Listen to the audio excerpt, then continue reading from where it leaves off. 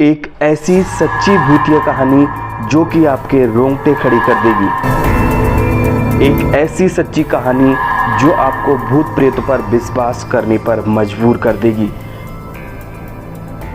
जी हाँ, हम बात कर रहे हैं द नन फिल्म की, जो कि एक सच्ची घटना पर आधारित फिल्म है, जिसके आपको गूगल पर ऐसे तमाम आर्टिकल्स मिल जाएंगे जो कि इस फिल्म को सच्ची घटना साबित करते हुए दिखाई पड़ेंगे।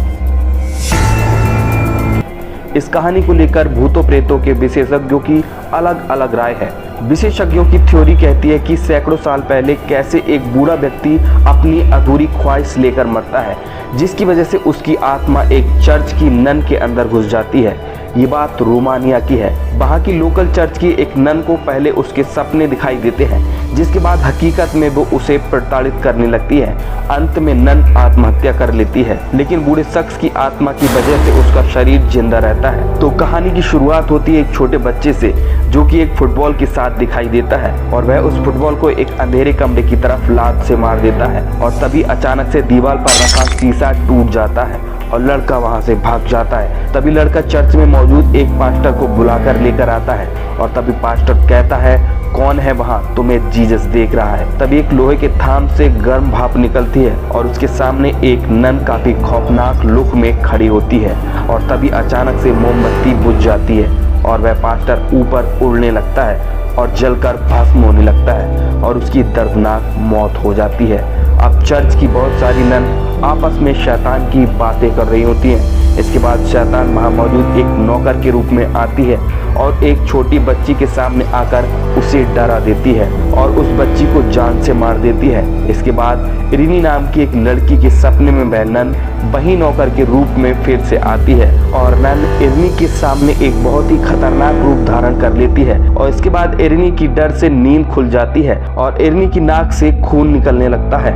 और फिर सुबह का समय होता है और बाहर से कुछ फादर्स उस चर्च में आते हैं और इरिनी को बुलाते हैं और फादर कहते हैं कि आजकल कुछ अनहोनी घटनाएं हो रही हैं और इरिनी को बहुत सारी ऐसी फोटोज दिखाई जाती हैं जिसमें कि बहुत ही बेरहमी से लोगों की हत्या की गई है। अब फादर इरिनी से कहता है कि वह शैतान यूरोप में पश्चिम की तरफ बढ़ रहा है और उसे सिर्फ तुमने देखा है और पता लगाओ कि वह क्या चाहता है, आगे क्या करने वाला है। फादर इरिनी को उस चर्च में भेजते हैं जिसमें वह शैतान आया था और वह चर्च शापित होती है, उसमें कोई आता जाता नहीं है। अब एक बूढ़ी औरत एक अंधेरे कमरे में जाती है और वहां देखती है कि एक छोटा बच्चा जो कि एक नन के साथ है भयानक रूप में, और वह बूढ़ी औरत पर हमला कर देता है और उस बूढ़ी औरत की दर्दनाक मौत हो जाती है। इसके बाद उसके शव को वहां से उठाकर ले जाया जाता है और अब सभी घबराए हुए होते हैं। अब इरिनी ये पता लगा लेती है कि उस शैतान को क्या चाहिए और उस शैतान को किसी की आंखें चाहिए होती हैं, जिसके लिए वह अपने वंशजों को मार रहा है।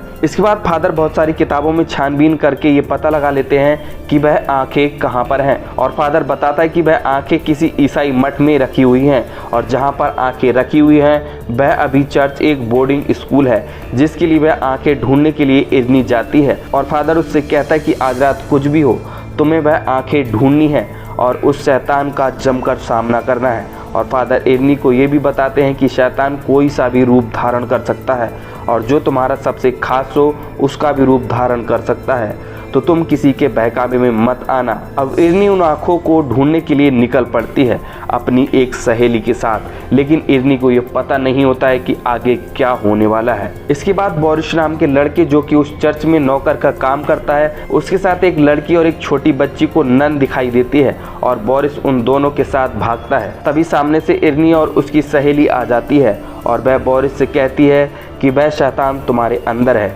फिर क्या, उसके बाद वह शैतान बोरिस के अंदर जाकर एक भयानक रूप धारण कर लेता है और सबको डराने लगता है और इरिनी गॉड से प्रार्थना करती है कि वह आत्मा उसके शरीर से निकल जाए।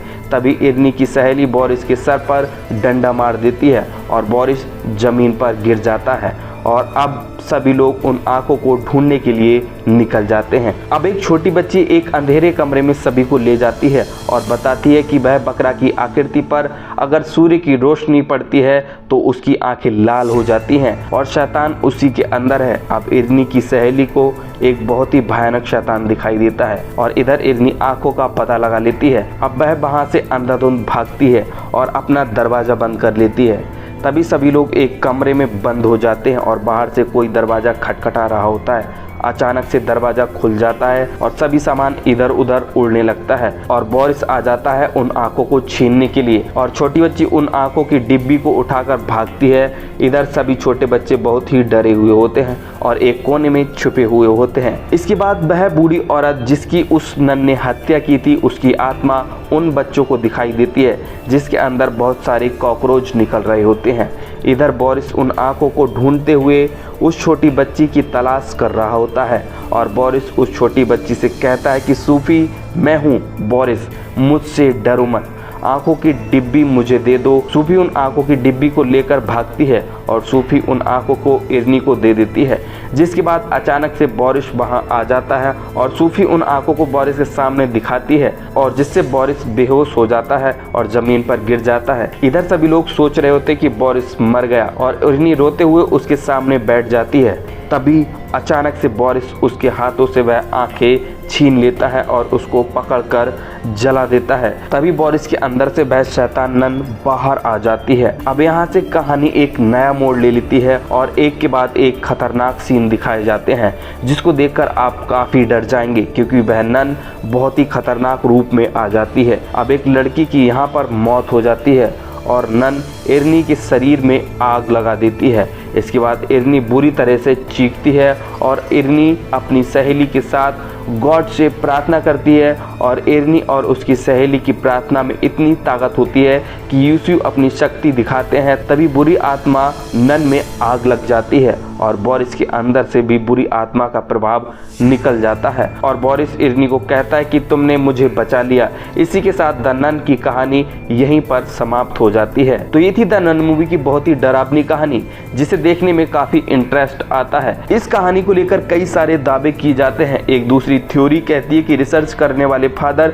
इस बुरी आत्मा का पता लगा लेते हैं। इस आत्मा का नाम बलाक होता है। बलाक के बारे में बताया गया है कि ये एक ऐसा दानव है जो कि अपने काले पंखों के साथ 2 सिर वाले ड्रैगन की पीठ पर सवारी करता है। बलाक का इलाका वहां से शुरू होता है जहां से ईश्वर की सत्ता खत्म हो जाती है और इसी वजह से उसे हराना नामुमकिन है। कई कहानियों में बलाक को प्रेसिडेंट ऑफ द हेल यानी कि नर्क का राजा भी कहा गया है। और दोस्तों 2 घंटे से भी ज़्यादा की पिक्चर का इंटरेस्ट मात्र 5 से 10 मिनट में देखने के लिए चैनल को सब्सक्राइब करके बेल आइकन बटन जरूर दबाएं ताकि आपसे कोई भी वीडियो ना छूटे। तो मिलते हैं ऐसी ही एक नेक्स्ट इंटरेस्टिंग वीडियो के साथ।